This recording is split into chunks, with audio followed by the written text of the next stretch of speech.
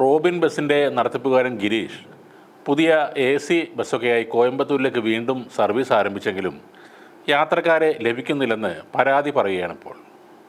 നേരത്തെ MVD ഉദ്യോഗസ്ഥരുടെ പിടിവാശി മൂലം 70 ദിവസത്തോളമാണ് ബസ് കട്ടപ്പുറത്തിരുന്നത്. പുതിയ ബസ്സിന് 2 ദിവസം മുമ്പാണ് പെർമിറ്റ് ലഭിച്ചത്. അപ്പോഴേക്കും KSRTC അടക്കം ബുക്കിംഗ് എടുത്തെന്നും ഇനി യാത്രക്കാരെ കിട്ടാൻ വലിയ പ്രയാസമാണെന്നും റോബിൻ ഗിരീഷ് മാധ്യമങ്ങളോട് പറയുന്നു. ഇന്നാണ് സർവീസ് ആരംഭിച്ചത്. ഇതുവരെ MVD ഉദ്യോഗസ്ഥരുടെ ശല്യമൊന്നും ഉണ്ടായിട്ടില്ല. പക്ഷേ 70 ദിവസം കഴിഞ്ഞ് മാത്രമാണ് ബസ് സർവീസിനായി ഇറക്കാൻ സാധിച്ചത്. അനാവശ്യമായ നൂലാമാലകൾ കാരണം പെർമിറ്റ് ലഭിക്കാനും വൈകി. ഇതുമൂലമാണ് സർവീസ് ആരംഭിക്കാൻ ഇത്രയും നീണ്ടുപോയത്. ഇല്ലെങ്കിൽ 20 ദിവസം മുമ്പെങ്കിലും സർവീസ് ആരംഭിക്കാമായിരുന്നു. അതീവ സുരക്ഷാ നമ്പർ പ്ലേറ്റിൻ്റെ പേരിലാണ് അവസാനം MVD പെർമിറ്റ് നൽകാൻ വിസമ്മതിച്ചത്. മുന്നിലും പിന്നിലുമുള്ള നമ്പർ പ്ലേറ്റ് മാത്രമേ കമ്പനി നൽകുകയുള്ളൂ. എന്നാൽ വശങ്ങളിൽ കൂടി അതീവ സുരക്ഷാ നമ്പർ പ്ലേറ്റ് വെക്കാനായിരുന്നു MVDയുടെ നിർദ്ദേശം വന്നത്. വീണ്ടും കമ്പനിയെ സമീപിച്ചപ്പോൾ ഒരു വാഹനത്തിന് 2-ൽ കൂടുതൽ അതീവ സുരക്ഷാ നമ്പർ പ്ലേറ്റ് നൽകാനാവില്ല എന്നാണ് അവർ പറഞ്ഞതെന്നും ഗിരീഷ് അറിയിച്ചു. പിന്നീട് ആ പ്രശ്നവും പരിഹരിച്ചപ്പോൾ ബസ്സിനകത്ത് മൈക്ക് അനൗൺസ്മെൻറ്റ് സംവിധാനം ഇല്ലെന്നായി പിന്നത്തെ കണ്ടുപിടുത്തം.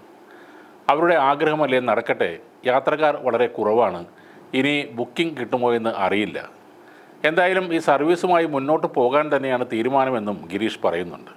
ഇപ്പോൾ വെളുപ്പിന് 3:30 പുനലൂരിൽ നിന്നും യാത്ര തിരിക്കുന്ന ബസ് പത്തനംതിട്ട, എറണാകുളം, തൃശ്ശൂർ, പാലക്കാട് ജില്ലകൾ വഴി രാവിലെ 10:30 കോയമ്പത്തൂരിൽ എത്തിച്ചേരും. തിരികെ അവിടെ നിന്നും വൈകിട്ട് 5 മണിക്ക് യാത്ര തിരിക്കുന്ന ബസ് വൈറ്റില വഴി രാത്രി 12:45 പുനലൂരിൽ എത്തും. പ്രധാന പ്രശ്നം വണ്ടിയിൽ കയറാൻ ആളില്ല എന്നതാണ്.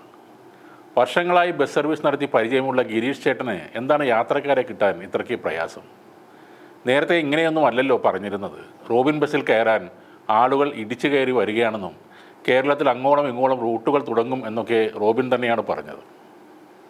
ഒരാഴ്ചക്കുള്ളിൽ പമ്പയിലേക്ക് ബസ് സർവീസുകൾ നടത്തും എന്ന് വെല്ലുവിളിച്ചതൊക്കെ ഗിരീഷ് മറന്നുപോയിരിക്കുന്നു. ചട്ടങ്ങൾക്ക് വിരുദ്ധമായി വാഹനം റോഡിലിറക്കിയാൽ ഗിരീഷ് ചേട്ടനെന്നല്ല ആർക്കായാലും പിടിവീഴും. MVDക്ക് എത്രമാത്രം ഫൈനാണ് വാശിയുടെ പേരിൽ മാത്രം ഗിരീഷ് നൽകിയത് എന്നും കൂടെ ആലോചിച്ച് നോക്കുക. അതൊന്നും നിയമപരമായ രീതിയിലുള്ള ഫൈനുകൾ അല്ലെന്ന് ഉറപ്പുണ്ടെങ്കിൽ താങ്കൾക്ക് അന്നേ കോടതിയിൽ പോകാമായിരുന്നു. അതും ചെയ്തില്ല.